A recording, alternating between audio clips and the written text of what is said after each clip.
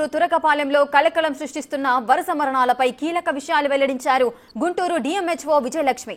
గ్రామంలో సంభవిస్తున్న వరుస మరణాలకు స్పెక్టోకోకైన్ బ్యాక్టీరియా కూడా ఒక కారణం కావచ్చంటున్నారు. స్థానికులకు నిర్వహిస్తున్న బ్లడ్ శాంపిల్స్ లో 5గురికి స్పెక్టోకోకైన్ అనే బ్యాక్టీరియా పాజిటివ్ వచ్చిందన్నారు.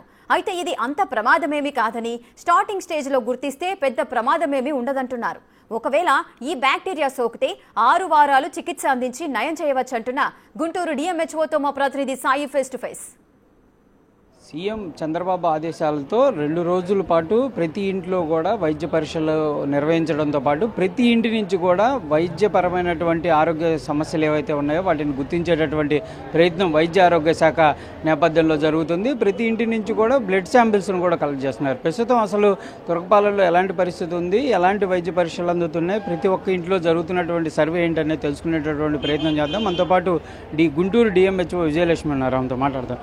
ఏంటండి అసలు ఈ 2 రోజులు ఒక మిషన్ లాగా తీసుకోవాలని సీఎం కూడా ఆదేశించారు. ఎవరెవరు ఈ సర్వేలో పాల్గొంటున్నారు?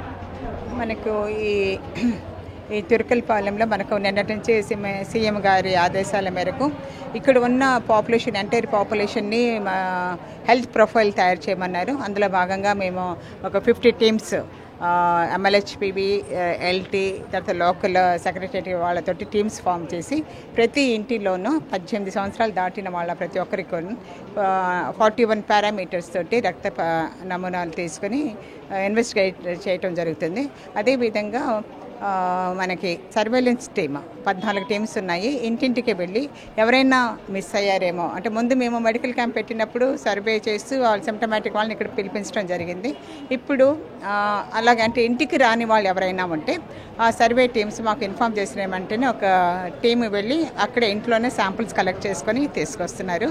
అదేవిధంగా మనకి హై రిస్క్ గ్రూప్ ఎవరైనా ఉంటే అంటే మనం ఇప్పుడు బ్యాక్గ్రౌండ్ ఎక్కువగా మనకి డయాబెటీస్, తర్వాత kidney chronic disease, immunocompromising డిసీజ్తో ఉన్న వాళ్ళందరికీ కూడాను ఇక్కడికి పిలిపించి బ్లడ్ కల్చర్ కూడా చేయిస్తున్నాము.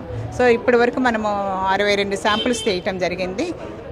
అందులో మనకి 14 నెగిటివ్స్ అని కన్ఫర్మ్ అయ్యాయి. ఇంకా మనకి ఇంకో 2 డేస్లో మనకి మిగిలిన రిజల్ట్స్ కూడా వస్తుంది. వచ్చిన 5 రిజల్ట్స్ కన్ఫర్మ్ అయ్యాయి. అది గ్రామ్ పాజిటివ్ బ్యాక్టీరియా అది.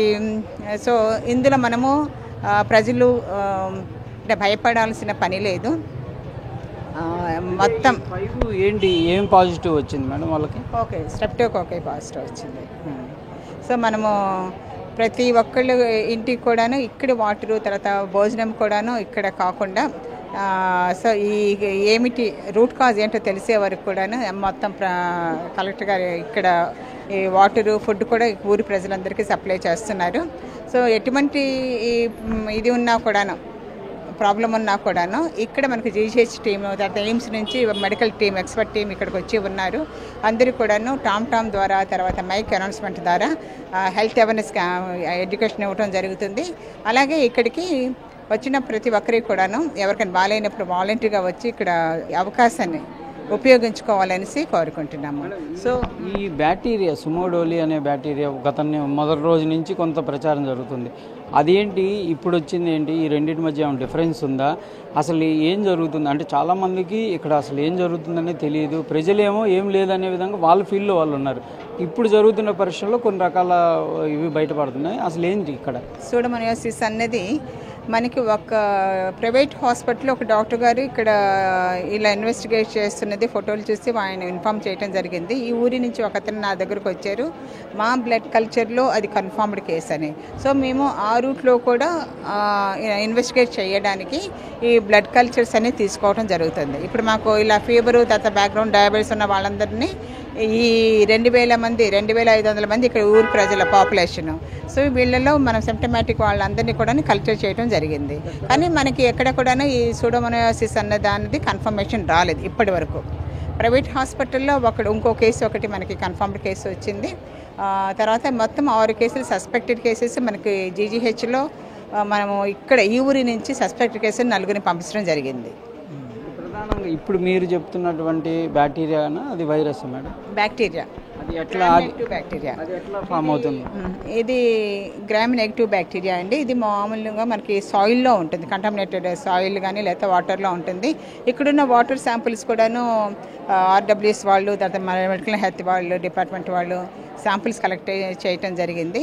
సో ఒక ఇంట్లో తీసుకున్న శాంపుల్లో మాత్రం క్రెప్సెల్లా పాజిటివ్ అనే వచ్చింది. మిగిలినవన్నీ కూడాను బ్యాక్టీరియల్గా కంటామినేషన్ లేదనే వచ్చిందండి. ఇప్పుడు ఎట్లా మేడం వాళ్ళకి వైద్యం అందేటటువంటి పరిస్థితులు ఉంటాయా, లేకపోతే అది ఏమైనా ప్రాణాంతకంగా ఉండేటటువంటి బ్యాక్టీరియానా, దానికి ఏంటి పరిస్థితి? కన్ఫర్మ్డ్ కేసులో అయితే మన ఎర్లీ ట్రీట్మెంట్ తీసుకుంటే, ఎర్లీగా జాయిన్ అయ్యి దానికి 6 weeks ట్రీట్మెంట్ ఉంటుందండి. సో మనం అబ్జర్వేషన్లో పెట్టి 2 weeks హాస్పిటల్లో ఉంచి యాంటీబయాటిక్ అవన్నీ ఇచ్చిన తర్వాత స్టేబుల్ అయిన తర్వాత మనకి ఇంకో 4 weeks అంటే టోటల్ 6 weeks ట్రీట్మెంట్ ఉంటుంది. మిగిలిన 4 weeks ఓరల్ యాంటీబయాటిక్ వేసుకుంటే సరిపోతుంది. ప్రస్తుతానికి మాత్రం 2 వైరస్లకు సంబంధించినటువంటి అంశాలు, అంటే మొదటగా గుర్తించినటువంటి సుమోడోలి అనేటటువంటి వైరస్ అనేది ఒక ప్రైవేట్ హాస్పిటల్లో గుర్తించాము. దానివల్ల ఎవరికి ఇప్పటివరకు అయితే మరణాలు, అంటే ఆ రోజు 2కి సంబంధించి వాళ్ళు చనిపోయారు, కానీ తర్వాత ఎవరికి కూడా ఆ వైరస్ని గుర్తించలేదనే విధంగా చెప్తున్నారు. దాంతోపాటు మరో బ్యాక్టీరియా క్రాంపిట్ అనేటటువంటి బ్యాక్టీరియా ఏదైతే ఉందో దానిని సస్పెక్ట్ చేస్తున్నా ఒక 5గురిలో గుర్తించడం జరిగింది. వాళ్ళకి వీలైనంత మెరుగైన వైద్యం అందిస్తున్నట్టుగా చెప్తున్నారు. దాంతోపాటు ప్రస్తుతం ఇక్కడ అనారోగ్యంగా ఉన్నటువంటి ప్రతి ఒక్కళ్ళం కూడా గుంటూరులో ఉన్నటువంటి ప్రభుత్వ ఆసుపత్రుల్లో ప్రత్యేకమైనటువంటి ఐసోలేటెడ్ వార్డును ఏర్పాటు చేసి అక్కడ ప్రత్యేకమైనటువంటి వైద్యాన్ని కూడా ఏర్పాట్లు చేస్తున్నట్టు కూడా డిఎంహెచ్ఓ విజయలక్ష్మి అయితే తెలుపుతున్నటువంటి పరిస్థితి ఉంది. కెమెరామెన్ వలితో సాయి శంకర్, తురకపాలెం నుంచి.